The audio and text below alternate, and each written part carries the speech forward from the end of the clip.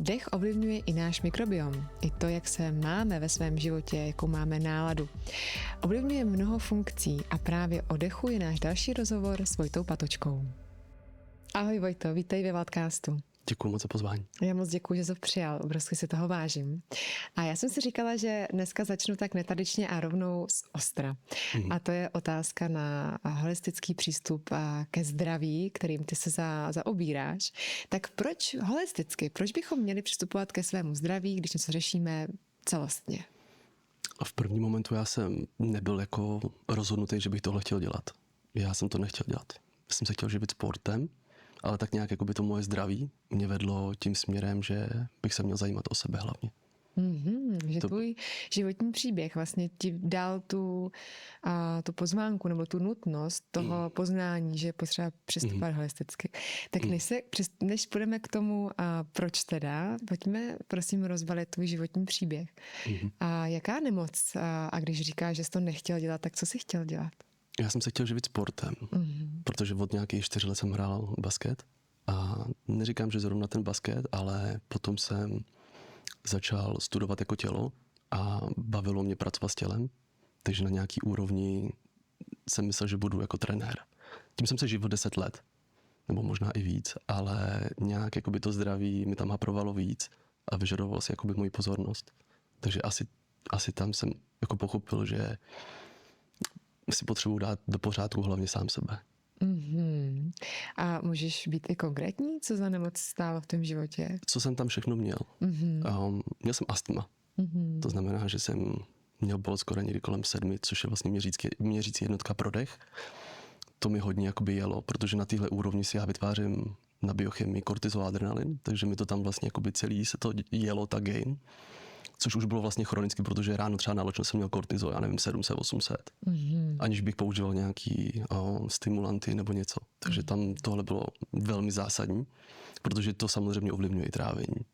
A když jsem ve fázi, kdy mě honí medvěd v tomhle stresu, metaforicky, no tak mám velmi silný jako podnět k tomu, aby mi nefungoval pankreas, žaludek, střeva a tak.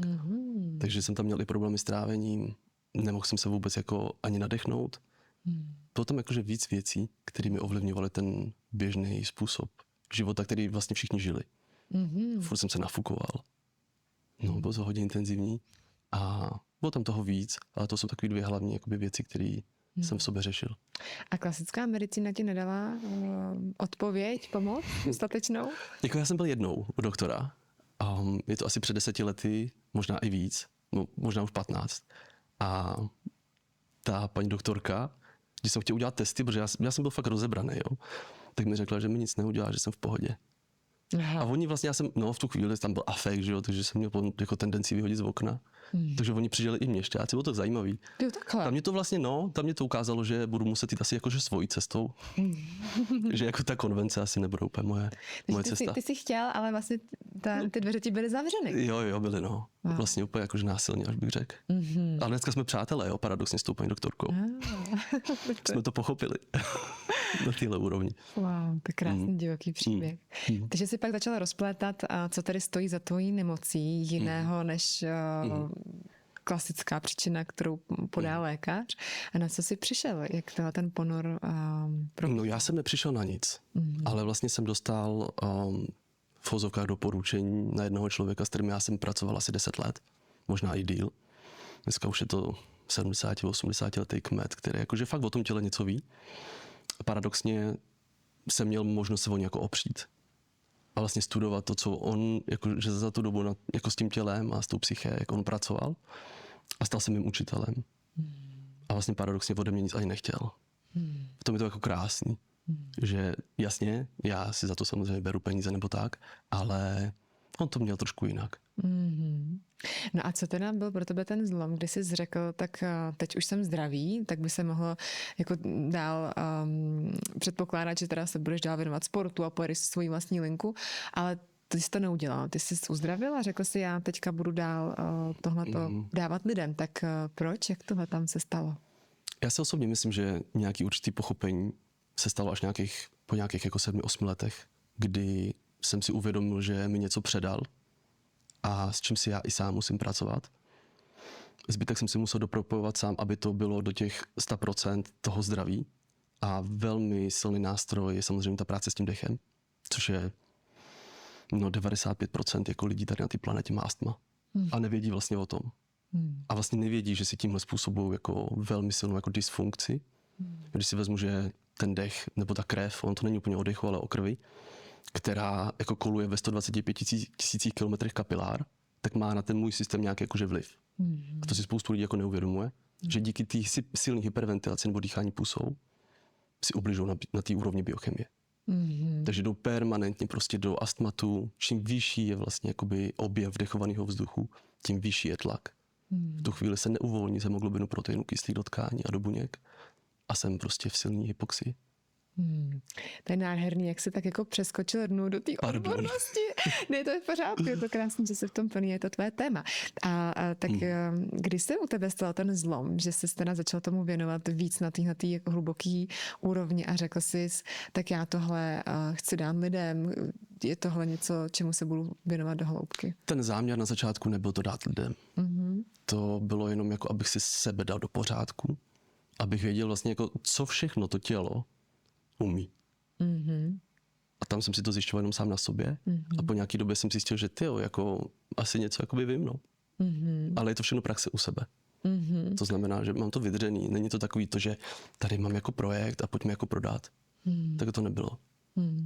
Takže všechny ty svoje zkušenosti, které si nazbíral za mnohaletou cestu uzdravování se, teďka zahrnuješ do té své praxe, kterou poskytuješ lidem. A tam to teda vyzrálo přirozeně, že jsi řekl, ano, teď už je na čase dát to i ostatním.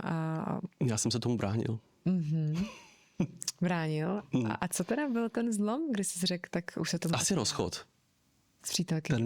Ten mě tak jako nakop do zadku, že já už bys to jako fakt měl. Jako měl bys něco zkusit už a stát se za tím, co vlastně jako chceš dělat. Já jsem nevěděl, že to budu dělat. Ale už nějaký rok, 2 jsem jakože cítil, že jako, já nic jiného neumím. Vlastně jsem zjistil, že ten sport, tak ten ne, že by nevyšel, ale ten jsem přestal dělat. No a tohle si myslím, že jako ovládám.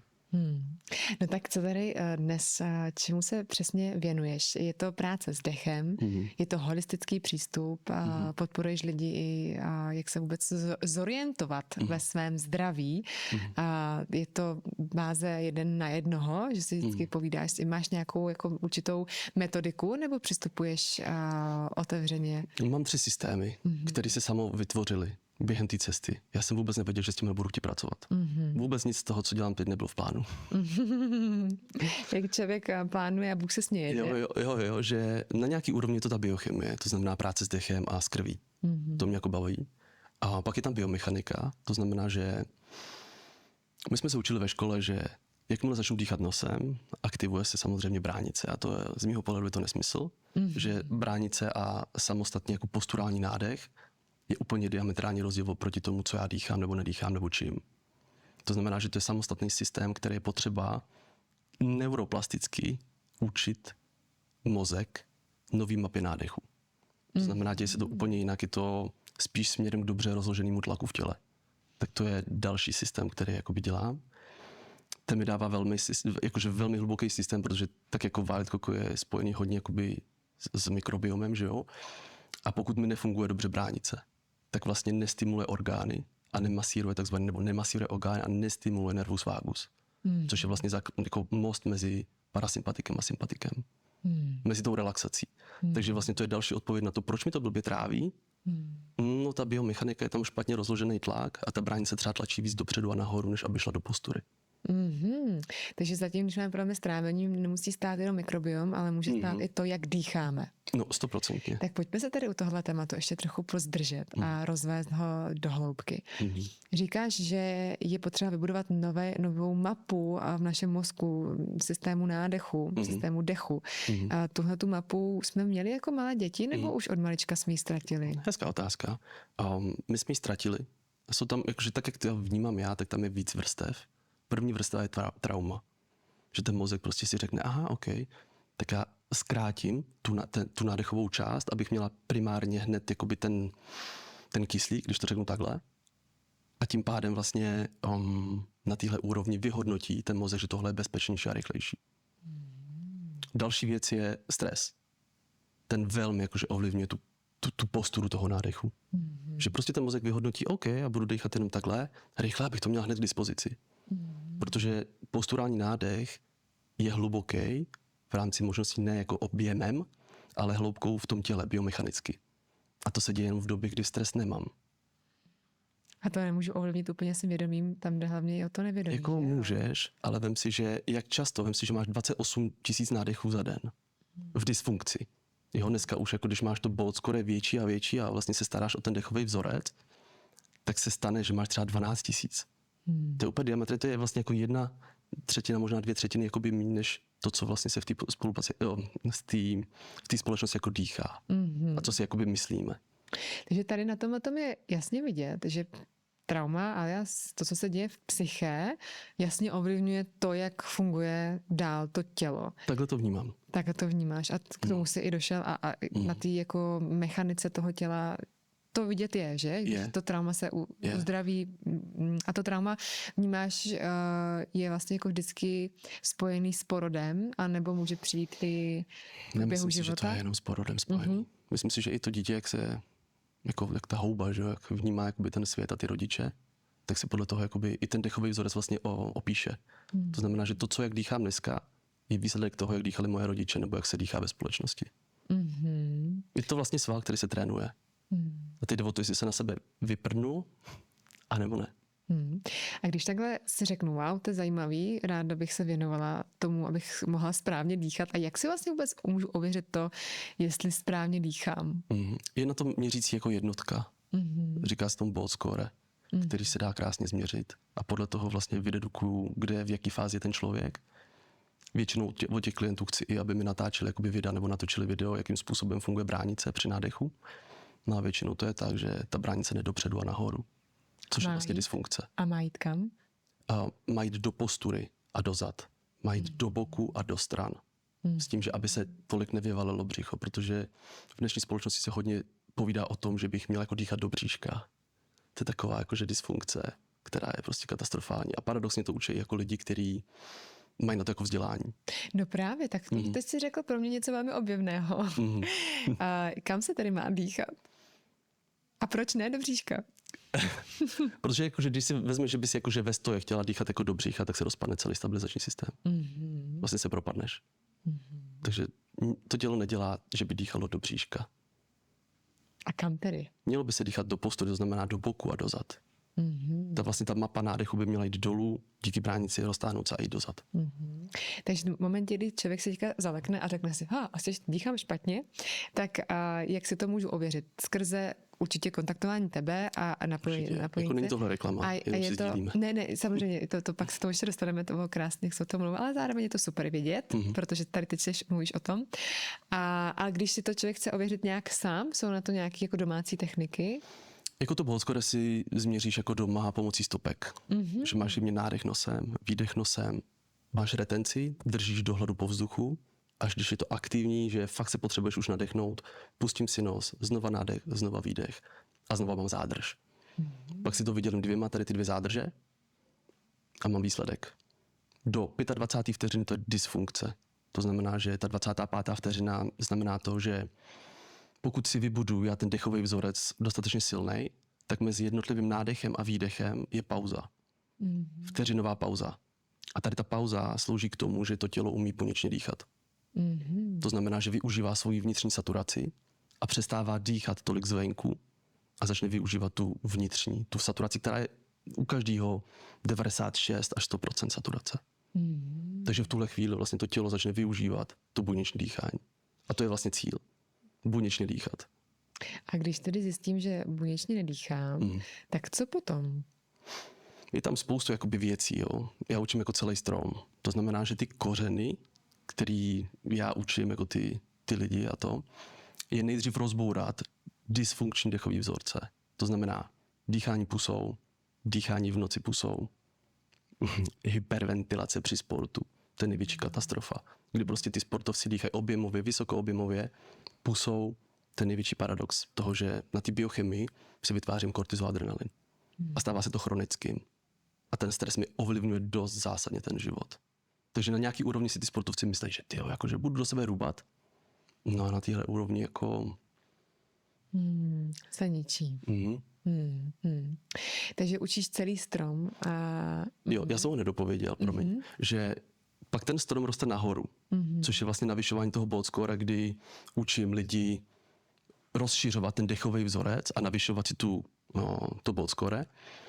A pak je ta koruna těch stromů, kdy jsou tam nějaké určité techniky, i invazivnější techniky, jako je kontrakce sleziny, shark fit a další jiné jako techniky, které samozřejmě už o tom ty lidi musí něco jakoby mít nějaké jako povědomí o tom, že slezina obsahuje nějakých, já nevím, 100 až 250 ml krve, obohacený o 80% hematokritu, která je tady z nějakého důvodu, že ta příroda je fakt moudrá a na téhle úrovni se o nás postarala. Že když je, já nevím, ať už je to trauma, nebo nějaká autonehoda, nebo se fakt topíš, tak ona prostě díky tomu, že se nemůžeš nadechnout, tak kope. A tím vlastně se vylivá ten hematokrit do krevního řečiště, obohatí ti vlastně červené krvinky, nebo obohatí ti to červenýma krvinkama a máš buněčné dýchání minimálně na nějakou ještě další dobu. Aha, to je zajímavé. A tohle se vlastně učí i v té praxi u mě. Jako. No a takhle, když to poslouchám, tak se právě zdá, že stačí dát pozornost dechu a už by to mohlo stačit. Ale ten holistický přístup je o tom, že se řeší i strava a i to psyché. Taky to tak vnímáš? Ano. Je tam biochemie, biomechanika a výživa, to, co dělám já. To znamená i ta práce s tím mikrobiomem. Je to fakt práce. Jo, spoustu lidí jakoby v dnešní společnosti si myslí, že stačí vyčistit jako střevo a mám jako vyhráno. A tam se to teda nějak jakože vytvoří asi jakože ten lepší imunitní systém. A tak jsme se spolu bavili, že imunitní systém se nečistí, ten se staví. Ten se staví. No a jak vnímáš, že je ovlivněný teda mikrobiom, dech a funkce v těle? Je tam jako, stačí jít jenom dechem nebo jenom mikrobiomem, začít jako jednou cestou nebo rovnou do obou? Podle chutí. Podle toho, co ten člověk jako zažívá. Protože já to dělám individuálně. A vždycky jakoby v těch konzultacích se těch lidí jako zeptám, co tam jakože zažívají. Aby jako jsem i já jakože zmapoval, jestli jako fakt zvládneš jako všechny 3 systémy. Protože ono to někdy jako fakt bolí. Že to, co mám jako naučený a ta mysl do toho bude furt jako zasahovat, že ne, to jako, že v té společnosti se to říká jinak. Jo, už jenom to dýchání, že jo. Já to jako spojuju velmi jako s obézníma lidma, že jo. Že když jakoby dýcháš jako hodně, tak máš třeba fakt jako, že těch 22 až 28 tisíc jako nádechů za den, což je vlastně jsi jako obézní, když to vezmu takhle metaforicky. A tak jako silnému člověku taky neřeknu, tak je víc. Jo, že dám mu nějaký jakože fasting, nebo dám mu něco, jako aby to tělo mělo možnost jakoby využívat ty zásoby. Tak stejně to i s tím dechem. Že budeš dýchat prostě míň. A tomu tělu to prostě utnu. Nebudeš dýchat víc. A to je vlastně ta adaptace postupná na to vyšší procento CO2. Kdy to tělo prostě dýchat nebude, když chci. Je to trošku stresující pro to tělo někdy, ale je to z mého pohledu takový systém, který fakt pomáhá. To je zajímavé. Jako když se říká, bavíme se o redukci jídla, tak to mám vždycky pocit, že to je v pořádku, že nemusím jíst víc. Ale v momentě, kdy řekneš, nebudeš dýchat víc, tak si říkám, wow, to zní jako, že to opravdu... Panika. Je tam ta panika. A je to pravda. Ta cesta, bych řekla, toho skutečného uzdravení není úplně tak jednoduchá, jako vzít si pilulku v lékárně. A kéž by to tak bylo, že? Ale není. Ale zároveň, když po té cestě nějakou dobu jdeme, tak vidíme ty skutečné benefity na náš život a proto to vnímáme jako podstatné. Ta skutečnost, jo, že ono, jako když čekáš ty ordinaci na tu pilulku a předáváš tu zodpovědnost, no, tak se ti nic nezmění. A kdy ty si přijal zodpovědnost za svůj život a uvědomil jsi, že to, co ti je, jak ti je, si tvoříš sám? No asi po tom bufu, no. Do té doby jsem byl i já, jakože svým způsobem jako závislý na člověku, který mě jako z toho dostával. Ale to je role oběti a to je v pořádku. To patří do tohohle života. Fáze vývoje. A to je úplně jakože v pořádku. Já jsem tam taky byl. Ale někde je jako potřeba, je to proces. A mohla bys nám teda zazdílet víc svoji zkušenost s medicínou Bufo Alvarius? No vím, že to bylo hodně moc. Že jsem to dával dohromady jako s 3 terapeutama. Asi rok a půl. A tam mi to jako velmi se mě jako vyškolilo v tom, že jako nejsem ten, kdo velí, no, úplně. A zažil jsi splynutí s vesmírem, rozpad ega, nebo jsi měl nějaký jiný vize? A zažil jsem rozpad ega. Kdo to zažil? Ve mně. Jo, že bylo to tak moc, že se to prostě jako protrhlo, ten pomyslný kanál jako do toho prostoru. Tam už si to jako, ne, že bych si to nepamatoval, ale bylo to tak moc, že nemám jakože k tomu úplně slov. Ale pro mě byl horší ten návrat. Ten byl pro mě jako daleko horší, že jsem jako medicína vracela jako, no, třeba půl roku v kuse každou noc. A já jsem takový ten typ člověka, který úplně neumí odevzdat jako tu kontrolu. Zatím. A asi se to nebojím jako přiznat. A ještě tam nejsem. A je to v pořádku asi za mě. No, jako bylo to hodně moc. A tam teda přišel to, že přijímáš zodpovědnost. Byl to proces. Asi rok a půl, 2, 3, kdy jsem jako i pochopil, že mi chodí jakoby do prostoru velmi jakože vzácní lidi. Že jsem se učil vždycky od kvalitních lidí. Nikdy jsem neměl vedle sebe jakože fake. To bylo fakt jakože velmi zajímavé, že když se podívám na těch třeba 5-6 učitelů, který jsem měl v tom životě, ať už je to pomocí dechu nebo něco, to byly velmi kvalitní. Nikdy to nebylo tak, že by mi chtěli ublížit. Nebo že by z toho chtěli být jako profit. Takže já jsem se učil od tady těch lidí. Z mého pohledu to bylo jako... asi jsem si to zasloužil. Z mého pohledu. To je krásný. Mně tak ještě přichází taková propojka mezi astmatem, mikrobiomem, psychikou a sebevraždou.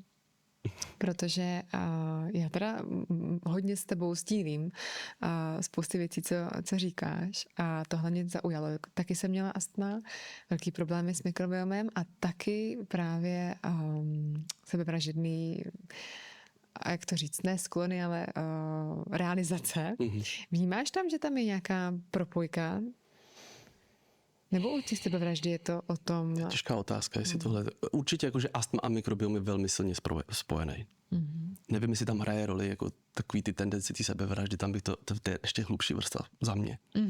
Že se tam děje něco jako psychospirituálního, kdy prostě jako to tělo vlastně, nebo ta mysl chce jako tě jako vyždímat, že jo, ona tady je vlastně proto, aby ti jako škodila svým způsobem, jako hází ti klacky pod nohy a ty to jako furt překračuješ. Pak pochopíš, ať už je to ta práce jako na sobě, že tím se stejně nic nevyřeší, tou sebevraždou. A jestli vnímám jakoby propojitost mezi astmatem, psyché a mikrobiomem. No, vlastně jako ten mikrobiom je psyché, že jo? To je vlastně centrální mozek, z mého pohledu. On vlastně velí. My jsme vlastně v područí těch bakterií. To není tak, že by my veleli. Jsou tady jako miliardy let, že jo, ty bakterie. Takže oni nám velej. Jako, jak to bude. A já s tím můžu nějak jako pracovat. Je to tak, děkuji, že to zmiňuješ. Je to velmi objevný vlastně tohle si uvědomit, že jsme područí našich bakterií. A ale je tam ta možnost, že se s tím dá pracovat, tak jak vnímáš, že se s tím dá pracovat skrze úpravu stravy? Jako výživa hraje docela zásadní jako roli. Určitě tam hrajou roli jako vláknina a tak dále. 100%. Ale myslím si, že tam hodně hraje jako toho dechu. Opět to není reklama, ale je to fakt, že pokud já si na té biochemii budu vytvářet ten kortizol, adrenalin a nedám se do pořádku ten dech, mi nepomůže nic moc. Jako. Jo, že ten dech je velmi silně spojený s tím mikrobiomem. A jak s tím pracuji? Hele, jako já propojuju 3 systémy, jo, nebo propojuju. Jsou tady nějaký etnika, který prostě nepřišli do kontaktu s bílým člověkem, to znamená cukr, že olej a tak dále. To je jedna část. Pak jsou tady nějaký jako naši předchůdci z Běrlov, to je další systém. A pak jsou tady přímořské země, který jako pijou červený víno, pijou olivový olej, jedí celiství potraviny, nejsou v nějakém extrému, jako je carnivore nebo další jiný jako systémy, což je velký problém z mého pohledu, protože já jsem na carnivore byl 3 roky, takže o tom něco vím. A mohl byste nám říct, co to je? A carnivore je vlastně jako bylví dieta, maso, orgány. Já jsem to tak měl. Lví dieta. Lví, no. Carnivore. No, orgány, maso. Některý systém říká, že i ovoce. Některý systém říká i to, že by tam mohly být mléční výrobky. No, ale vlastně jako ta diverzita toho mikrobiomu je nulová, protože tam je furt to samý dokola. Tohle ty přímořské země nebo ty etnika vůbec jako neto. Vem si, že když se dělali, paní Cachová, mám pocit, že se jmenuje, tak dělali vlastně test mikrobiomu v Tanzánii těm kmenům a zjistili, že oni za rok mají 600 různých druhů potravin. Ten mikrobiom je tak diverzifikovaný, že nemají potřebu jakože jako chodit k doktorovi, bo jakože kam by šli. Takže čerpáš z zkušenosti od národů, kmenů, přístupů, který jsou v tom zdraví a odtamtud si bereš inspiraci toho, co... A ono i jako, no nějak mě to tam táhne k ním. Nevím proč, ale ta postura těch obličejů, ten zubní skelet a to, jakým způsobem oni jsou svým způsobem jako furt šťastný, tak je to něco, co bychom se jako měli naučit. Žijeme jako ve společnosti, která je velmi taková, jako pomozte mi. A vlastně jako ten domorodec jako nemá jako paralén, že by šel ke stromu a utrhl si jako paralén nebo antibiotika. To musí řešit jinak, že jo? Tak vědí, jak to řešit. No a s tím se to krásně dopropojuje s těma přímořskýma zeměma. Oni vlastně patří na poslední místo v rakovině tlustého střeva, že jo? A vlastně to už jako odpověď na to, pojďme si od nich něco jako přiučit. Samozřejmě je tam to podnebí, to moře, jo, vítr, jo, že prostě jako žijou trošku jinak, než my tady v Praze, když to řeknu takhle. Ale dá se to, z mýho pohledu se to dá přeučit i toho Evropana žijícího uprostřed jako toho srdce té Evropy. Dá? Vnímáš, že dá? Přestože my tady nemáme ty podmínky. Jo, máme. Jakože pokud umíš, tak ano, máme. Umíš to předat. A vnímáš to i v rámci toho systému jako... Jedna věc je toho, co jíme, to dokážeme ovlivnit, i prostředí nějakým způsobem si dokážeme zvelebit, ale pak je tady nějaký systém, rodinný systém, kdy potřebuju škola, školka, děti, práce, vydělat, obstarat, zajistit. Tak to je třeba jako velká věc, kterou právě ty přírodní kultury nebo ti přímořští mají jinak vybudovaný ty systémy. Jsou v mnohem větším uvolnění a nejsou v takovém tlaku. Takže vnímáš, že i tohle se dá k nám přenést? Ta práce s tím mikrobiomem 100%. Protože já třeba pracuji s cholesterolem, jo. Nemám na to žádný patenty, já nejsem doktor, ale paradoxně jako ty lidi, s kterými pracuju, tak jim jde nízkocholesterol. A je to jenom díky tomu, že já začlením do toho jeho života tak vysoce kvalitní polyfenolový olej, který je vlastně už terapeutický, který krásně ty cévy prostě pročistí, spružní. Jenom olivový olej to udělá a vlastně se sníží třeba o 1/3 ten cholesterol. Jenom, a to je jedna věc. Takže skrz tu stravu vnímáš, že to jde, ale skrz ty ostatní přístupy je to výzva. Myslíš přístupy toho, kde žijeme, nebo toho, co já učím? Ty systémy? Do toho, kde žijeme. Myslím si, že tohle je 1/3 toho celého učení sebe sama. Že ten mikrobiom jasně je velmi důležitý. Je to centrální mozek a je velmi důležitý se umět o něj postarat. 100%. Já bych teďka trochu ještě zabrouzdala, jestli můžeme k tobě. Mně totiž přišlo moc silný, když jsme se bavili v naší přípravě na ten rozhovor, na to téma té sebevraždy, protože to je téma, který je takový křehký a zároveň málo kdy veřejně zmiňovaný. A zároveň vím, že dneska pro mládež je to velké téma, které je velmi časté, sebevraždy, deprese a je to prostě víc a víc ve společnosti. A ty taky se s tím potkal, když jsi byl v mladém věku. Mohl by si pozdílet ten tvůj příběh, k čemu tě to dovedlo, že jsi to udělal, co tě k tomu vedlo a jak jsi z toho... Já jsem se asi trápil jakože vnitřně, víš, a tam je zase spoustu jako systémů. Já jsem třeba vyrůstal jakože bez táty.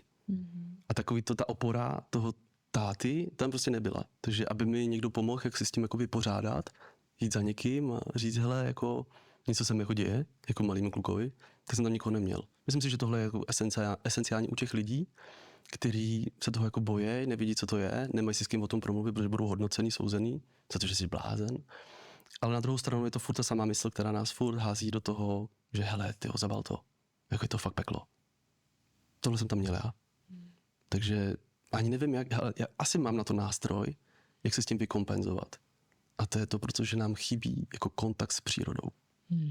S tím, že fakt, jako, že si vezmeš ten batoh bez toho telefonu a jdeš si spočinout.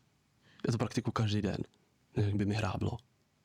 Prostě fakt ta příroda, ta samota, bez toho telefonu, a teď neříkám, já nechci nikoho poučovat, to není jakože poučování, ale spoustu jako těch lidí jde do té přírody a koukají do toho telefonu. Jo, že si to berou sebou vlastně ty problémy. Takže fakt se od toho odpojit. To z mýho pohledu je velmi jakože zásadní. Jako, pamatuju si, když já jsem začal pracovat s tím člověkem, s tím dneska už 80letým kmetem, který prostě jako je velmi moudrý, tak já si pamatuju, že když jsem u něj začínal, tak se mě zeptal, jestli jako sportuju.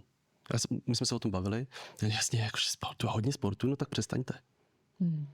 Pak byla další otázka, jestli jako vidím motýla lítat. On byl jako moudrej. Jak to jasně, že vidím motýla lítat, no, motýl. Ale jestli ho opravdu jako vnímáš. O tohle jsme přišli. Tak krásná. O to spočinutí. Moje babička, jako velmi napojená. A ona říká, viděl jsi ty ryby?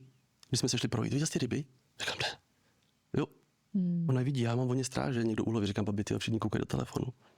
Ty si jich ani nevšimnou. Jo, a to je ono, že ta vlastně ta generace těch starších nebo našich babiček to ještě má, že si jdou do té přírody.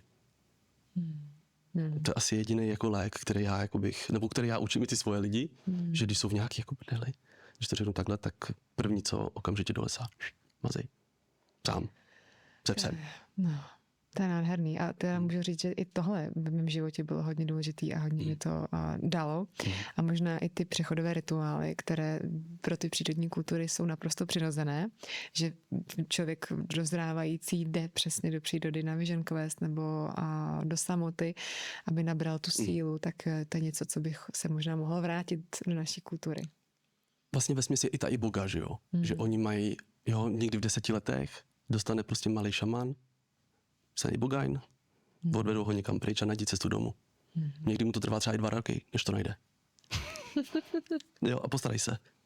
Je to vlastně jakoby taková ta cesta tím mužstvím, když to řeknu takhle. Takže z mýho pohledu i ta iboga, a teď to není doporučení, že i tohle je ten test, jak moc chceme být na té planetě a co tady chceme jako dělat. A když zmiňuješ tuhle medicínu i předchozí, jak ty vnímáš jako pro nás Evropany je v pořádku přijímat medicíny ostatních kultur? To je těžká otázka. Setkal jsem se s názorem, že to je zkratka. No jakože úplně nevím, no. Jako vyvalí se ti to hned. A není to zkratka, musí si to prostě prožít. Tak to je jedna úroveň. Druhá úroveň je ta, že v dnešní společnosti z mýho pohledu se to udává jako měli by se to zkusit všichni. Jo, to jako, já mám tak citlivý systém, že tohle, kdybych si teď dal, no, tak by to nedal. A věřím tomu, že ženy jsou velmi jakože citliví na některé takovéhle jakoby věmy, že se můžou úplně rozbít. A i muži jsou samozřejmě citliví.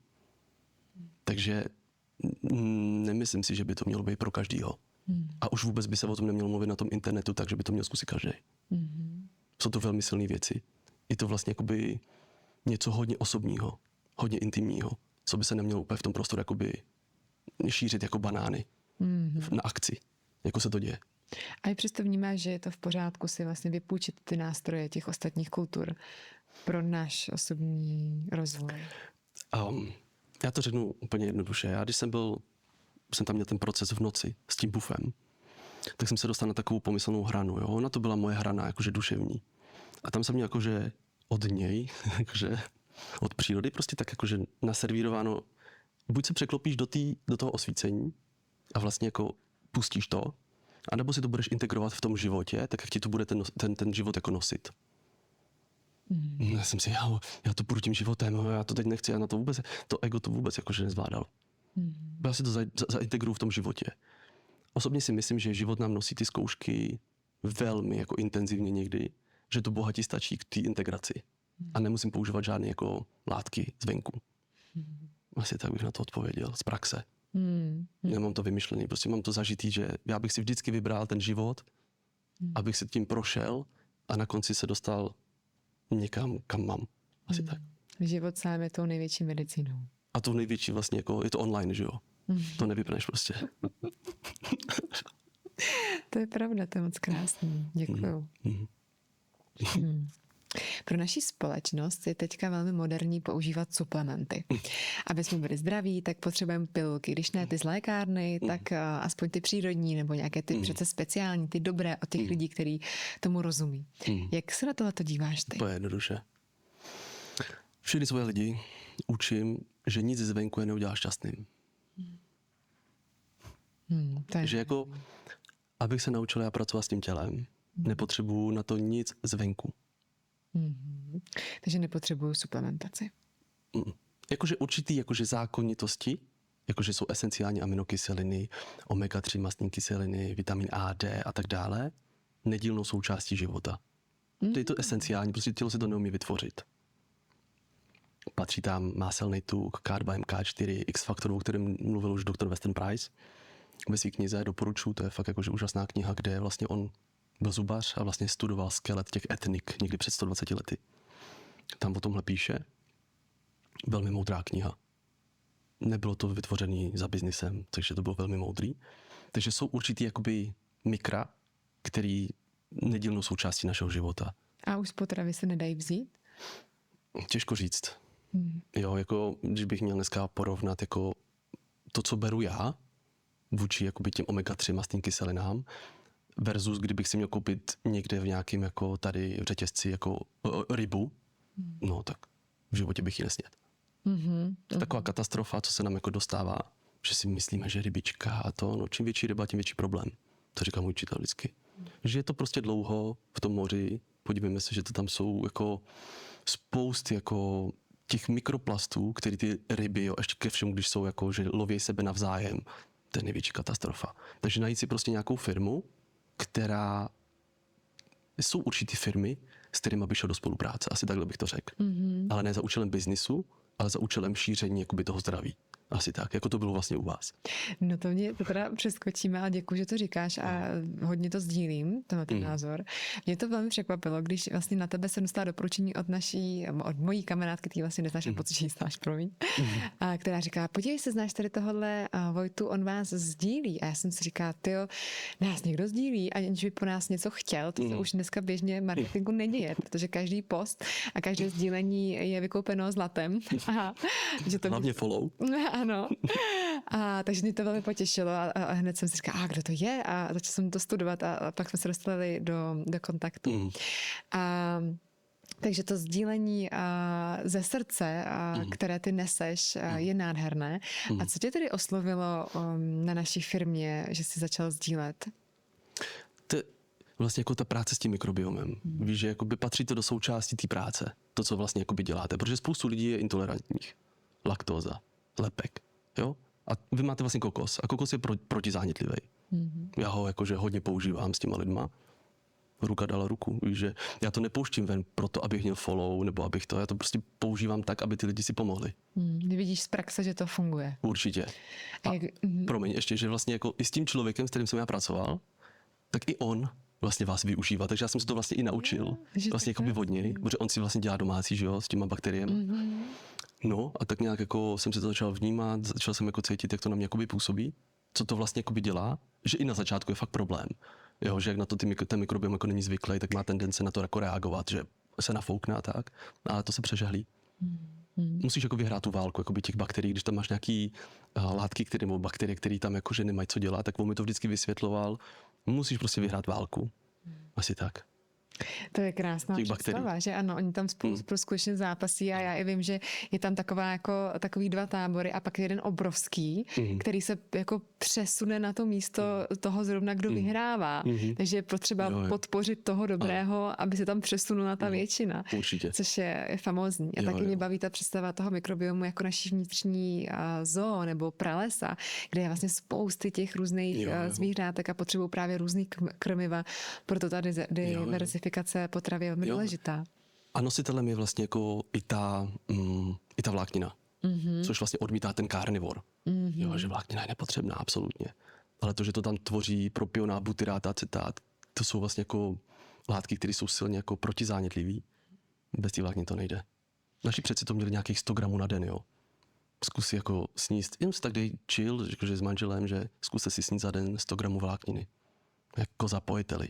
A oni to úplně jakože zpracují úplně bez problému. To je hodně zajímavý, tady ty extrémní přístupy. A já se právě chci zeptat na 2 otázky, tak se tam se rovnou, aby mi to neuteklo. Ano. A jedna, jak se vlastně díváš na to, že kokos je dovážená potravina, jestli to vnímáš jako v pořádku, že tady je, nebo se přikláníš k tomu, že potřeba mít to? Já jsem tomu asi pragmatik. Že ten kokos je protizánětlivý. Tečka. A je jedno, jestli je tam od někud z Ugandy. Je prostě protizánětlivý. A je to velmi silná náhražka toho, když mám prostě problémy s trávením na úrovni té laktózy a toho štěpení toho kaseinu.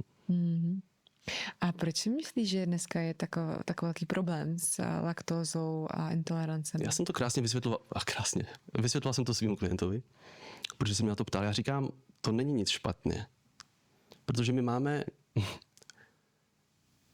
jíme mateřský mlíko, jo? A v určitý fázi se prostě ten pankreas řekne, už ne, už jsme na pevné stravě a už bude pevná strava. A tak přestane štěpit tyhle věci přirozeně. Je to jenom prostě tím, že jsme přešli na tu pevnou stravu. Takže v určitý fázi, možná jako je ta moudrost toho těla, že když vidí a cítí jakoby na té planetě, co se dělá jakoby s tím mlíkem a jak se vytváří to mlíko, jak jsou pěstovány ty krávy, že to není moc grace fed a tak dále, že se to pasteruje a i šetrná pasterizace ovlivňuje ten mikrobiom toho mlíka, tak prostě to tělo na to zareaguje, že hele, já to prostě nechci. To není problém. A ten, kdo to vnímá jako problém, tak OK, tak jestli mu to pomůže, tak v pohodě. Ale já to nevnímám jako problém. Prostě to tělo to nechce. A tak si najdu něco jiného, co mi jako... Třeba i to white že něco, co mi dokáže jako ten mikrobiom diverzifikovat. A to je super, já to taky takhle přesně vnímám. A říkám si, že je to úžasné, že jsme v době, kdy je tolik možností, že dneska už běžně v jídelníčku, v restauraci si můžu vybrat jídlo, jak potřebuju. Ale dřív to tak nebylo. Máš pocit, že jako dřív to tělo dokázalo nějak líp strávit, nebo čím to je? Já si myslím, že to bylo tou jednoduchostí. Že ta jednoduchost velmi zásadně jakoby ovlivňuje ten náš stav. Že vrátit se k tomu primitivismu. Já jsem zastánce, já jsem velmi primitivní, já nemám patenty. A jenom si všímám toho těla, jak mi to jako vysvětluje. A mám s ním jako nějaké spojení, jsem k tomu senzitivní, k tomu tělu. No na základě toho si toho všímám a nějak si to praktikuju. Takže ona opravdu, jakoby, ta jednoduchost je velmi zásadní. Takže dřív, když to měli jednodušší, tak to celkově měli jednodušší. No, oni nad tím ani neměli potřebu přemýšlet. Prostě se to tak nějak jako, jednoduchost neznamená, že ten mikrobiom nebyl diverzifikovaný, nebo ale ta primitivnost nám jako chybí. Možná i kvalita půdy? Vnímáš, že to určitě mění pesticidama? Určitě, jakože ta minerální půda je velmi zásadní. Že je fakt jako třeba i ohledně toho masa je velmi zásadní, jako jak ty krávy jsou střídaný na různých jakoby částech těch pastvy, kde se všude, já to řeknu fakt primitivně, že oni prostě se najedí a prostě se vyserou, že jo. A tím to obohacuje tu půdu. Tenhle přirozený koloběh. A zase jsme u toho primitivismu. Nemusíme nic hnojit, nemusíme nic stříkat. Úplně primitivně. Střídat to, diverzifikovat. Je to fakt primitivní. A proč myslíš, že to teďka je tak složitý? Kvůli biznesu si myslím. Že to je kvůli penězům, že lidi prostě nemají dost, chtějí víc peněz a tak používají pesticidy, ničí planetu. Ono je to jednodušší, že jo, s těma pesticidama, že tam ty bakterie, nebo ne bakterie, to taky, a ty broučci prostě jako se o to starají, že jo, že to jedí taky. Tak my nechceme, ne? My chceme pro nás, ne pro broučky. Že i my lidé jsme tak jako na to, mám pocit, přistoupili na tuhletu horu a že teda jdeme do těch supermarketů, nakoupíme si to jídlo, když víme, že je zkažený, protože je levnější, přesto ale to jako ničí naše tělo, ničíme se pak sami dobrovolně. Nevím, jestli to je problém Česka nebo jako celého světa, to nevím, ale jsou tady jako určitý, jako třeba u nás ta firma Scuk a to zase není reklama, to prostě jako, že si vybírám, kde budu jíst to maso. Nejsem vegan, nejsem vegetarián, prostě jím maso, ale vybírám si, jaký chov.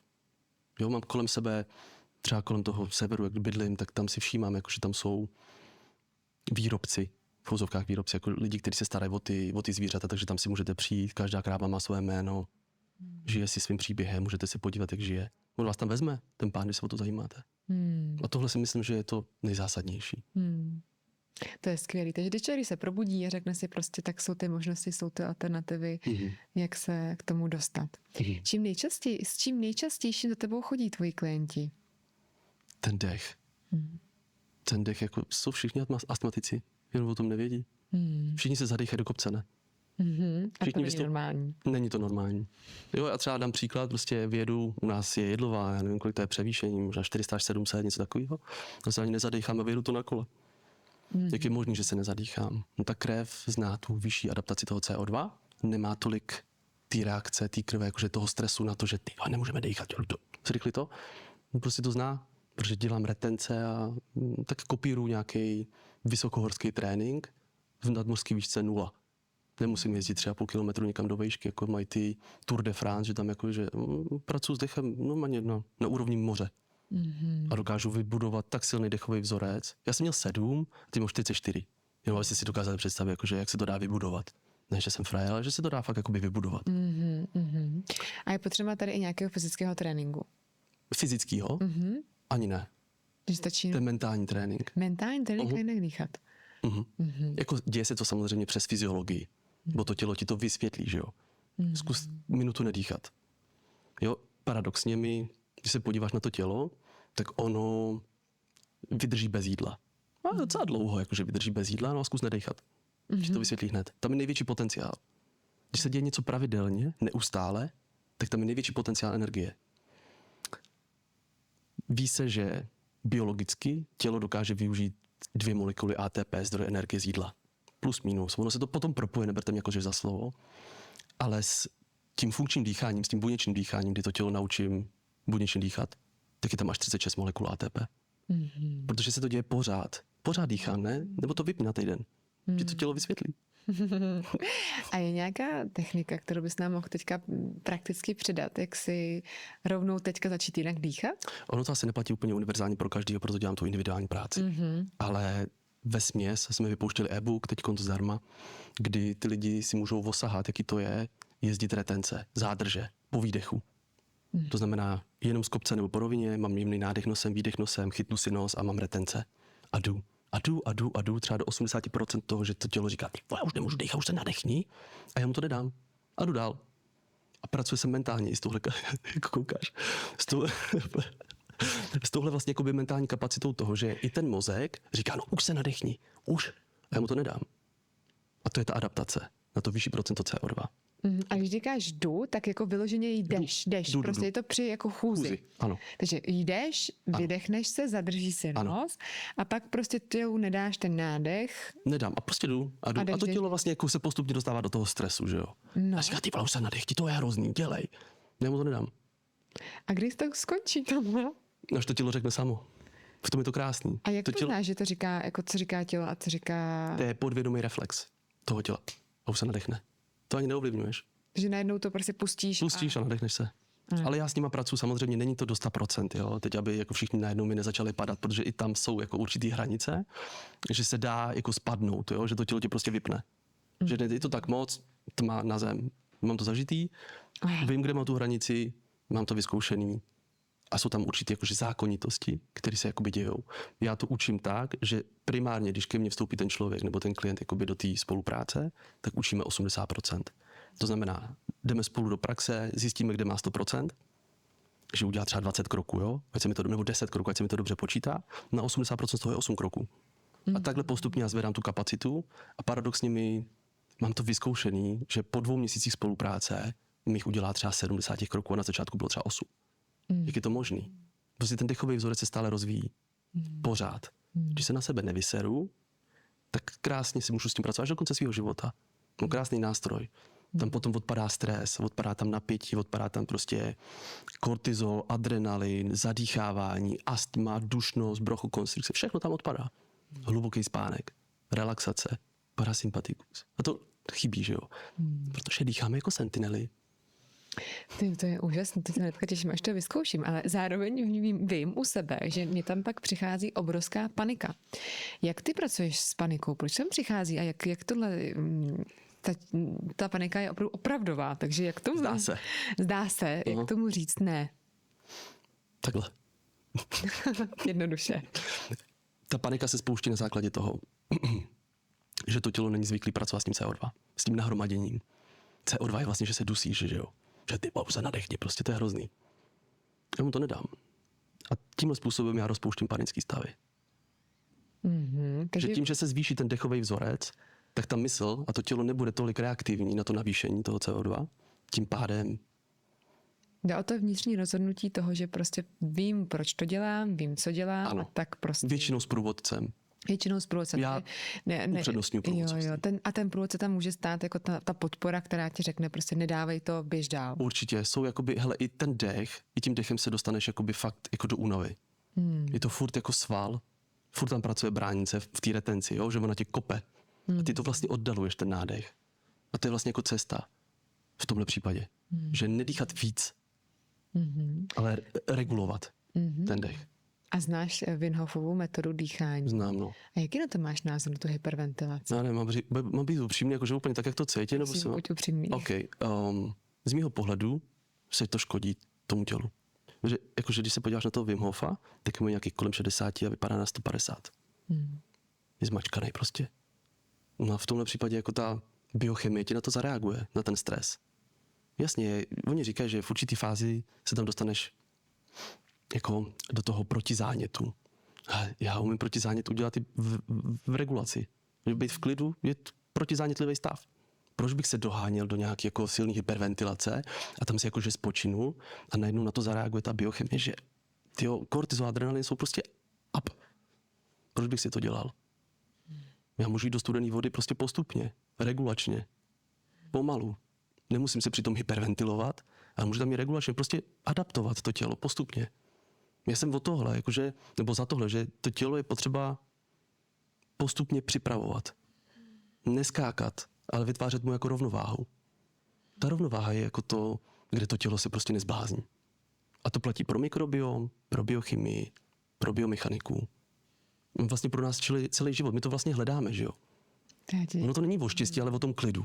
Asi tak bych to řekl. O té rovnováze. Jo, děkuji za tuhle odpověď. To je pro mě hodně cenné. Já jsem si vždycky říkala, že obdivuju tohoto cvičení. Praktikovala jsem, manžel taky má kurz za sebou. A něco mi tam nesedlo. A i jsem z toho měla chvilku tinnitus, moja kamarádka taky měla tinnitus. Ano. A říkala jsem si, jak je to možný, když je to přece jako přetlak. Protože ty vlastně jakoby nasáváš toho kyslíku víc a víc.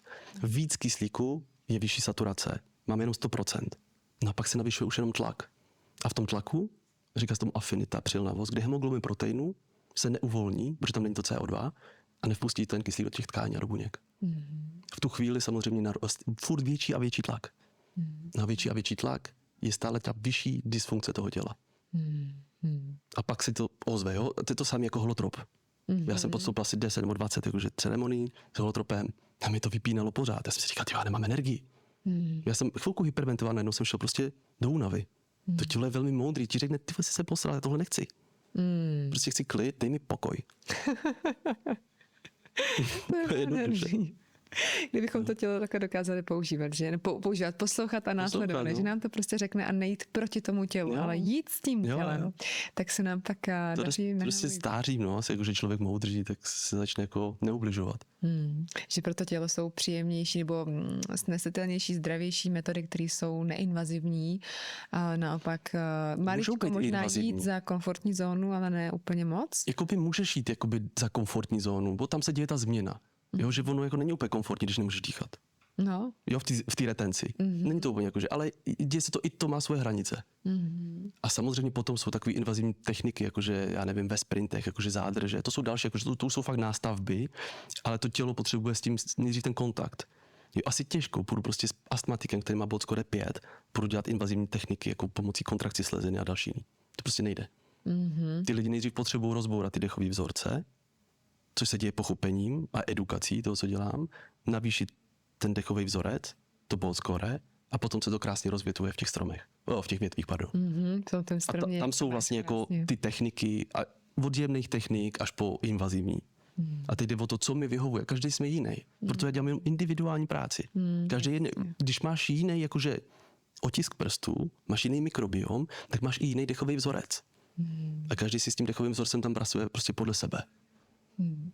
To je úžasný. Chápu, že je pak těžký, když v rozhovoru se snažíme najít nějakou jako ústřední nebo plošnou radu, že to prostě nejde, že je potřeba jít do té individuality, ale i to může být taková jako plošná inspirace. Mě zaujalo na tvém Instagramu fotky změny tváře lidí, když jinak dýchají. Tam vyloženě je vidět, že úplně jiná brada, jiná jako ta fyziologie, i ta kostra se mění. Čím tohle je způsobem? Dysfunkce dechu. Protože vlastně jako většina těch dětí, to, co předáváme těm dětem, oni za to nemůžou, to prostě mají otevřenou pusu a dejchají pusou. Já ani neumím už dejchat pusou, takže já jenom otevřu. Ale tohle, že se vlastně propadne ten jazyk z toho hodního podnebí, kolem kterého se linou ty zuby, my nepotřebujeme vlastně rovnátka. Etnika nemá žádný rovnátka, oni prostě mají zavřenou papulu a dýchají nosem. A mají vlastně ten jazyk na horním podnebí. A kolem toho se krásně linou ty zuby. To jsou vlastně ty rovnátka, ale jsou prostě biologický. Nepotřebuješ je zvenku. bo ty ti stejně nepomůžou, bo stejně ti to nenarovná dechový vzorec. O to se musíš postarat ty sám zevnitř. Jo, takže to, jestli moje mimko má jako jazyk na horním podnebí, jestli se kolem toho krásně linou zuby, jestli má zavřenou papulu, když spí. Jo, potom se to děje ještě v souvislostech toho, že mi píšou jako rodiče, že jejich mimko prostě spí s otevřenou pusou. No tak prostě to přilepím tomu mimku, jo, že ono asi jemu jako nezměřím dechový vzorec. Jo, nemá ještě tu sebereflexi. Ale pokud se tam děje něco takového dle, tak jasně přilepím to. Ale člověku, který přijde za mnou z Boldscore 5 se silným astmatikem, tak já mu nezalepím prostě pusu. To nejde. Musí mít vybudovaný dechový vzorec, aby se právě na téhle úrovni tam nespustil ten kortizol, adrenalin. My jsme se učili ve škole někdy kolem 15 vteřin, já učím 18. Mám to vyzkoušený, že 17. vteřina toho Boldscore ještě zapříčiní to, že se v noci budí ty lidi s panikou. 18. už je jako pro mě jasný rámec toho, že ne. Takže 17. a 18. vteřina. Takže u dětí je ještě možný to řešit, nebo zase je potřeba jít na individuálně a pochopit, jestli teda zalepit pusu nebo ne, a zase takový to plošný, pojďme si lepit pusy, protože to je prostě super, nesmí být pusa. Přesně, promiň, že dneska to je přesně ty influenceři, jo, že oni na něco přijdou, někdy si něco přečtou, někdy něco uvidí, ono to má hodně follow a hodně se to dostalo tím algoritmem jakože do toho prostoru, tak to začnou dělat taky. No ale to je dysfunkce, že jo, že honit čísla je prostě z mýho pohledu dysfunkce. Tečka. Jo, takže je to všechno v souvislostech. Pokud já se o ten dechový vzorec začnu starat, v nějaký určitý fázi přijdou nový jako části toho funkčního celku, který já tam jakoby těm lidem dávám, a od té 18. vteřiny zalepujeme jasně pusu. Protože tak vem si, že to je 1/3 tvýho života, ten spánek. Jo, ono tě to tam krásně potom doprovodí jakoby do toho hlubokého spánku, do té REM fáze a dalších jiných cyklů. A tam se to děje všechno v souvislostech. No, ale to lidi nikdo nevysvětlí na internetu, nebo málo kdo to vysvětluje. Že to má určitý zákonitosti taky. Že nemůžeš zalepit pusu, když máš Boldscore 8. Já jsem měl 7, tak mě to nikdo neřekl, takže jsem to dělal. No, mi to vysvětlilo to tělo v noci jednoduše, no. Se to dává dohromady 3 hodiny. Dostal si panický záchvat. Prdele jsem byl úplně. A to je ono. A to jakože tam není relaxace, tam není regulace, tam není adaptace. To je prostě jenom panický stav, že nemůžu dechat prostě.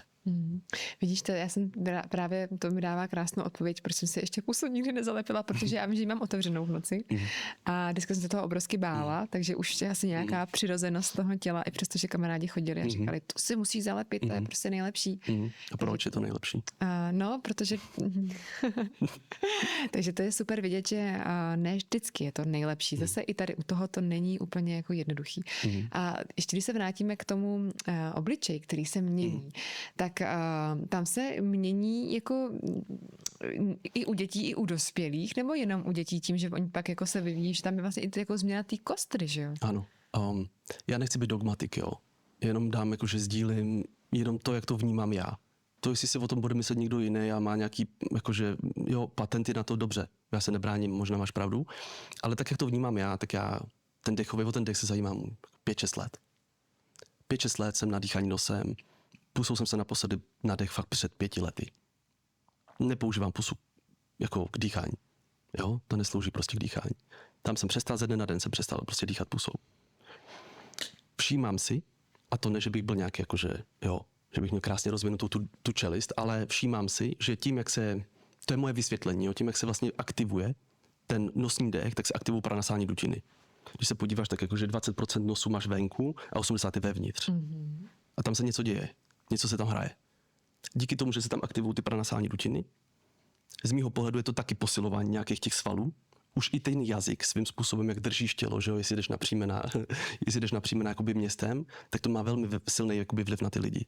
Jestli vidí jakoby skleslo, jakože propadlo, anebo jestli vidí jakože názor. Jo? A to všechno má vliv jako i jazyk na moji posturu. Jak vlastně sebe sama nesu. Takže z mýho pohledu, z mojí praxe, trvá to 4 roky, plus minus, než začneš vidět nějakou změnu v té postuře toho obličeje. I u člověka, který silně jakože invazivně jakoby dýchal pusou, tak se to tam jakoby mění. Takže skrze svaly. Ano, protože jazyk je sval vlastně. To mi přišlo naprosto fascinující. Vlastně pomocí dechu. Pomocí dechu. A to je možná i nějaká prevence, protože u žen se hodně často pak řeší jako tvar pusy a pak jakože to tak nějak celý ten obličej klesá, takže i tím, že dýchám nosem, můžu i mít krásnější obličej, Ano, je to tak? 100%. A ono, když se podíváš na ty etnika, nebo na ty šamanské kultury, který vlastně jako, proč by dýchali pusou? Je to nikdo neučil. Tak tam vidíš tu čelist krásně rozvinutou. Vlastně v té knize od toho Westona Price to tam jde krásně vidět. Jasně, je to i pevná strava. To, jakým způsobem žvejkáš prostě tu stravu. Ano, taky. Posiluješ ty čelisti, že jo? Ty svaly kolem čelistí. Ale primárně to je hlavně funkční dech nosem, který staví tu posturu toho obličeje. A takže je jako za tebe důležitý se zaměřit na to žvíkat pevnou stravu. Mít jí jako zastoupenou v jídelníčku prostě. A co je jako pevná strava? Já si to třeba u těch etnik, že oni třeba jako mají úplně jiný, že jo, to stravování. Tak co tady jako u nás dneska tak hodně žvíkáme, kromě tuhého hovězího? Jasně, hovězí a tak jakože i to ovoce, jakože i to jabko a další jakože pevný jakoby celiství potraviny. Já bych asi nedefinoval jakoby jaká přesně potravina, ale ty celiství potraviny, u kterých se prostě nažvejkáš. Takže jako jít potom po té přirozenosti. To je ta hlavní linka, bych řekla, dnešního podcastu. Akorát ta přirozenost právě pro nás Evropany je často zastíněná a je to náročný se k ní dostat. Já si myslím, že je zastíněná jako tím výkonem. Že každý vlastně jakoby chce mít ten piedestál toho ega. Že já jsem prostě top. Jakože úplně jako jsem nejlepší, nejrychlejší, největší. A proč si myslíš, že to taky je? Že se honíme? Já to řeknu zase ze své vlastní zkušenosti. Jo. Já jsem se honil za tím výkonem, protože jsem neměl zpracovanýho svého tátu. Že táto, podívej se, jak jsem dobrý. Koho jsi opustil? Já ti to teď ukážu. Tohle to taky hodně vnímám a když mám se sebou více konstelací a konstelujeme, tak my jdeme po prapříčině traumatu a nevzniká to ani tak jako k otci, ale vzniká to jako k otci alá stvořiteli. Že tam je vlastně jako taková jako potřeba ukázat tomu stvořiteli, který je abstraktní, že jako ty si mě alá opustil, protože jsi mě nechal tady na tom světě samotného. Ta iluze, zapomnění, tak já ti teď dokážu, já ti ukážu. Protože tam vlastně jako my běžně teď v Evropě nemáme to napojení na ducha. Je tady to napojení spíš na matérii, možná i proto ten výkon, a pak to napojení na křesťanského boha, který ale je dost pokřivený. Takže právě ty národy, i ty přírodní kultury tam mají, neustále jsou v tom duchu. Oni nemají tu iluzi toho zapomnění. Krásně mi nahráváš na to, že vlastně oni nerozlišují mezi slovem dech a duch. Oni to mají jako jedno slovo. Jo, protože vlastně už když si jako seš vědoma sebe sama s tím dechem, tak jsi vědoma sebe sama. Že se vlastně jakoby tu pozornost otáčí dovnitř. A to je to, co vlastně i ta odpověď na to, jestli mě něco zvenku dokážu udělat šťastným, tak nikoli. Je to prostě vnitřní práce. Vnitřní a v souvislostech. Vevnitř. A to neznamená, že si nemůžu dát nějaký suplement. Samozřejmě, který má smysl. Ale dneska je to prostě všechno jako na ten výkon, že jo. Prodejme co nejvíc tyhle suplementace, aby jsme měli co největší jako obrat. Jo, ale vlastně jako je to udělané někde tamhle v Tanzánii prostě na koleni, jo. Teď jako neberte jakože za slovo, že ta kvalita není už dávno to, co to bylo. Jak u koho? Jasně, ale teď se bavím spíš fakt jakože o tom, že já dostávám permanentní nabídky jakože na spolupráci. Neodmítám všechny. Vlastně jakože jediný vás jsem jako neodmít. Toho si vážíme a zároveň si vlastně i začal. Jsem si odpověděl. Vlastně. Ještě předtím, než jsme za toho přišli, že krásný. A co u tebe, jak to spojení s duchem u tebe teď vypadá a jak se s ním našel cestu? Protože třeba já mám takovou zkušenost, že jakmile člověk začne hovořit o duchu, tak dostává škatulku EZO. A je tak jako dehonestován tím, že prostě jako řeší něco takového a i ta společnost běžně, ano, kultura, umění, ale jako hovořit o duchu, o tom, odkud přicházíme, kam kráčíme, je takové ještě jako úplně nespracovaný. Jak tohle ty vnímáš? Jako u sebe nebo u lidí? U sebe. I u lidí můžeš. To je těžká otázka, jak to vnímám. Jako poznáš člověka, který je jako se sebou nějak jako spojený. Mluví z nějakého jako klidu. A to neříkám, že by se neměl nikdy naštvat. Ale tak cítíš, že tam jako, že se sebou spojený, že mluví o nějakých svých pocitech. Řekl bych. Že si někde mu třeba něco vadí. A už se s tím dokáže spojit. Tohle už je jako známka toho, že jsi částečně spojená s tím duchem. My od něj nejsme odpojení, že jo, tak jako co si budem. Je to iluze. A je to iluze, ale jakoby v tomhle případě vnímám to, že člověk jako zavřený v nějakým a neumí o sobě mluvit. To je takový jako, že nespojení z mýho pohledu. Že neumí vyjádřit svoje emoce, svoje pocity, moc se o těch věcech nebaví, nepřemýšlí úplně nad těma věcma, proč je tady. Mě to jako fascinovalo, proč jsem tady, že jo. Fascinovalo tě to vždycky a to bylo... No jo, nedostal jsem odpovědi ještě. Jakože úplně jasně můžeš tušit, že asi jako by proč, ale stejně to nakonec může mít úplně jinak. Takže pro tebe to spojení s tím vnitřním světem a s duchem bylo přirozené, nebo jsi taky hledal cestu k tomu? Jsem si k tomu musel najít cestu. Tak my jsme, hele, ten klučičí vývoj, jako ve filmové případě, takový ostrý, že jo. U těch kluků a i u těch ženských, jakože my nejsme úplně vedený od malička, jak kdo, ale já jsem třeba úplně nebyl vedený jako svou babičkou, ano, ale jakože v rodině, teď pro mě mami, nebyl jsem úplně vedený k tomu se sebou spojovat. Neměl jsem tam úplně možnost mít názor, když to řeknu takhle, fakt nahrubo. Jo, a postupně si k tomu musím jakoby taky přijít. Pomocí toho diskomfortu, toho jemného eustresu, který prostě musím furt překračovat. Jakože mě se sem taky nechtělo dneska. Upřímně, ale prostě překračuješ nějaké jakoby věci, že se najednou jako, no musíš to překročit. Tomu se říká takové, to říkal, myslím, že v rozhovoru jsme měli, no teď mi to úplně vypadlo, ale jako potěšení, joy fear, že si užívám ten strach, protože vím, že je potřeba ho překročit. A stejně tak jako tréma, když je potřeba někde vystoupit, že se říká, že trému nemají jenom psychopaté, takže je v pořádku a je to na místě jí mít. Takže to pro tebe byla cesta, jak se jako tu cestu k tomu, no, navázat ten vztah s Bohem nebo se stvořitelem, s duchem. A co vnímáš jako klíčový pro tebe na té cestě? Co se stalo, když jsi uvědomil, že aha, to je nějaký vztah, kterému se potřebuji věnovat? Asi ten dech, jako fakt.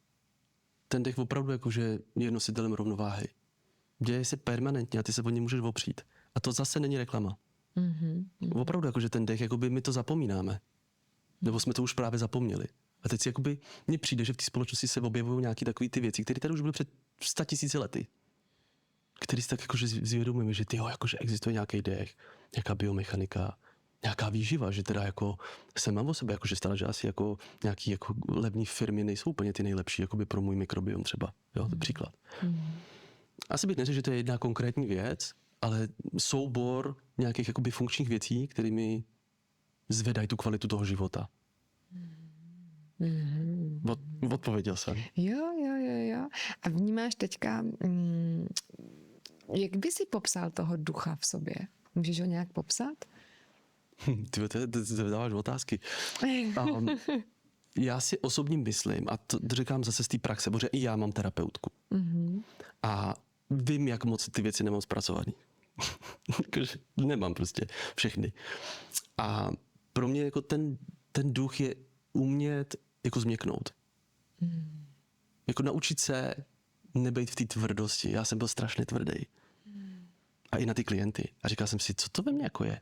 A vůbec jsem si nedokázal uvědomit. Já to teď sdílím fakt jako do toho prostoru v té přítomnosti, že na nějaký úrovni jsem byl hlavně tvrdý jako že sám k sobě. A to je zase ten výkon. Nepustíš tam nic, ale hlavně, že já prostě a furt jsem si říkal, proč to jako dělám. Teď jsem byl nedávno, před 14 dny jsem byl na kole. Já jsem přijel úplně rozlámaný. A jsem si říkal, tohle jako ono, jo. Z toho mám teď jako mít radost, ne? A proč ji nemám? Zase tam je ta tvrdost.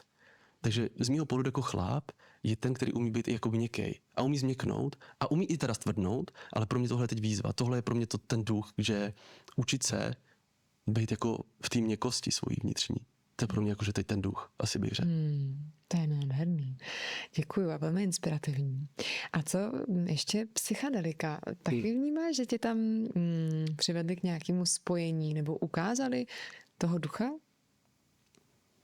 Jako i Boga mi to ukázala jako hodně. Ona byla velmi citlivá. Taková jako, že mě fakt průvodcovala a nechala to jako na mě. A zase ta měkkost. Jo, ale to už je třeba 10 let. Takže tam jsem to úplně nechápal. A vůbec jsem nechápal, že se třeba dá jakoby ta tvrdost pozorovat. Že i ta tvrdost u toho člověka se dá jakoby pozorovat. Já jsem nevěděl, já jsem neměl tam to vědomí toho, že prožívám nějakou jako svoji tvrdost nebo zatvrdlost a že i ta se dá pozorovat. A tím, jaký pozoruje, se rozpouští. Zajímavý. To mi vlastně zvědomila ta terapeutka, bych si to v životě bych si to jako neuvědomil, podle mě. Jo. Takže ta iboga byla taková, mně přišlo, jako kdyby ze mě odpadlo spoustu jakoby věcí, že jsem se cítil fakt jako lehčí. Že jsem půl roku integrace potom jsem měl úplně jakože jenom v lese. Já jsem měl to štěstí, že jsem nemusel tolik pracovat. Že jsem si vybroval nějaký biznis, který mi jako sám a měl jsem možnost se sebou takhle spojovat. Takže já mám za sebou jako miliony kilometrů v samotě jakoby v lese. Tam si myslím, že to je ten duch. Jo, že tam je to spojení, že máš problém, tak běž do lesa. Spoj se. A nemyslím tím, jako, že teď nebuďme nějaký jakože ezo, nebo já to mám docela uzemněný tady to. Jenom jako, že si naslouchej. Jenom se sebou spoj. Hej, tyjo, kam tečeme jakože společně? Co jakože chceme od toho života? A co je můj dar? Jo, jakože, kde mám talent? Z mého pohledu tohle jsou zásadní otázky. Děláme všichni jako něco, co nechceme dělat, no ne všichni, ale většina z nás dělá něco, co nechce jakoby vůbec jako vnímat. Že teda jakože ta jistota toho, že mám každý měsíc 40 na účtě, super, ale rodíme se s nějakým darem, jo? Máme každý jiný mikrobiom a každý máme jiný dar. A teď buď ho budu chtít jako žít, a to je ten diskomfort z mého pohledu, bo já jsem tam měl strašný strach, jakoby vystupovat takhle na veřejnost, že jakože budu hodnocený a další jiný, no dobré. A dál. A vlastně to neznamená, že jsem jako špatně. Jo? No a jak tedy poznat svůj dar? Jak jsi vnímal, že třeba... Jo.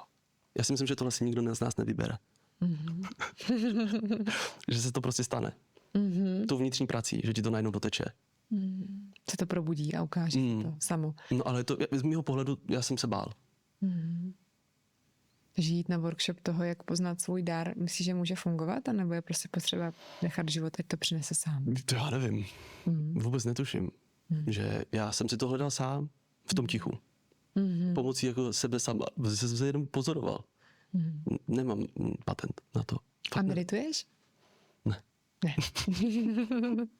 Jasně, tak někdy si, jak to člověk nazve, no, že jde do svého klidu, že si před spánkem prostě jenom tak jako se zrekapituluješ, kdo jsi, kam jdeš, čeho se ještě bojíš. Jestli uneseš být zranitelný. To jsou silné věci a krásné otázky. A právě ta meditace tvoří ten nadhled, kdy nám umožňuje vést tak ten dialog. Ale já mám pocit, že být v tom rozhovoru v té přírodě je někdy mnohem užitečnější, než sedět v meditaci několik hodin. Kdo z nás naslouchá prostě tomu ptákovi v tom lese? Vidí motýla létat. Vidím motýla létat. Tak jo. Já ti moc děkuju za dnešní rozhovor, za veškerou inspiraci a otevřenost a upřímnost, kterou si pozdílel. A velmi si toho vážím a přeju ti, ať se ti dál daří. A já se už teď těším, až začnu víc dýchat nosem a už vím, že se potřebuji o tebe učit, protože i během tohoto rozhovoru jsem se nachytala několikrát, že dýchám pusou. Krásná message, kterou přeju všem dýchat nosem. Díky moc. Za málo, děkuji.